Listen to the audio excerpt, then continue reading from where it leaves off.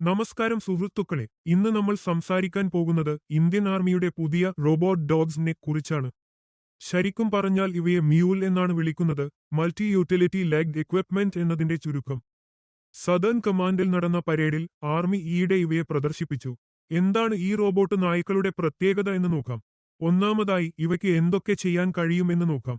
സൈനികരുടെ സുരക്ഷയ്ക്കായി പരിസരം നിരീക്ഷിക്കാം, അപകടകരമായ സാധനങ്ങൾ കൈകാര്യം ചെയ്യാം, ബോംബ് നിർമ്മാർജ്ജനം ചെയ്യാം, രഹസ്യവിവരങ്ങൾ ശേഖരിക്കാം.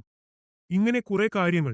ഇവയെ നിയന്ത്രിക്കാൻ രണ്ട് വഴികളുണ്ട്: സ്വയം പ്രവർത്തിക്കാൻ വിടാം, അല്ലെങ്കിൽ റിമോട്ട് കൺട്രോൾ ഉപയോഗിക്കാം. കമ്പ്യൂട്ടർ, ബാറ്ററി, സെൻസറുകൾ എന്നിവയൊക്കെ ഇതിലുണ്ട്. ഇനി കുറച്ച് രസകരമായ കണക്കുകൾ പറയാം. ഭാരം 51 കിലോ, ഒരു സെക്കൻഡിൽ 3 മീറ്റർ വേഗത്തിൽ ഓടാൻ കഴിയും. ബാറ്ററി 20 മണിക്കൂർ നിൽക്കും. എൻവിഡിയ സേവിയർ പ്രോസസ്സറാണ് തലച്ചോറ്. 12 കിലോ വരെ സാധനങ്ങൾ കൊണ്ടുപോകാം. വെറും 15 മിനിറ്റിൽ റെഡിയാക്കാം. ജൂൺ മാസത്തിൽ ആർമിക്ക് 100 എണ്ണം പ്രവർത്തന സജ്ജമാക്കാൻ സാധിച്ചു എന്നാണ് റിപ്പോർട്ടുകൾ പറയുന്നത്. ഇവക്കു ഇനിയും ഒരുപാട് പ്രത്യേകതകളുണ്ട്.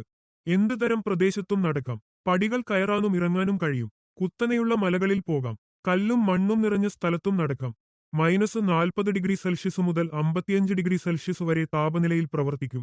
പൊടിയും വെള്ളവും ഒന്നും പ്രശ്നമല്ല. ഏറ്റവും രസകരമായ കാര്യം എന്താണെന്നോ, ഇവയ്ക്ക് തെർമൽ ക്യാമറകളുണ്ട്. ഇത് ഇവയെ പരിസരം തിരിച്ചറിയുന്നതിൽ വളരെ സഹായിക്കും. കൂടാതെ ഇവയിൽ ചെറിയ ആയുധങ്ങൾ ഘടിപ്പിക്കാം. ഒപ്പം സൈനികർക്ക് സാധനങ്ങൾ എത്തിച്ചും കൊടുക്കാം. വെടിക്കോപ്പുകൾ, ഭക്ഷണം, മരുന്നുകൾ എന്നിവ വിദൂര സ്ഥലങ്ങളിൽ എത്തിക്കുക എന്നതും ഈ റോബോ കുട്ടന്മാരുടെ ജോലിയാണ്. ഇവയ്ക്ക് തടസ്സങ്ങൾ ഒഴിവാക്കി നടക്കാനും വഴി തെറ്റിയാൽ തിരിച്ചുവരാനും കഴിയും. 100 കിലോമീറ്റർ അകലെ നിന്ന് പോലും ഇവയെ നിയന്ത്രിക്കാം. സ്പെഷ്യൽ ഫോഴ്സിനു വരെ ഇവയെ ഉപയോഗിക്കാം എന്നാണ് പറയപ്പെടുന്നത്. അപ്പോൾ സുഹൃത്തുക്കളെ, ഇത്രയും കഴിവുള്ള ഈ റോബോട്ട് ഡോഗ്സിനെ കുറിച്ച് നിങ്ങൾക്ക് എന്ത് തോന്നുന്നു? വീഡിയോ ഇഷ്ടമായെങ്കിൽ ലൈക്കും സബ്സ്ക്രൈബും ചെയ്യാൻ മറക്കരുത്. മറ്റൊരു വീഡിയോയുമായി ഉടനെ തന്നെ കാണാം.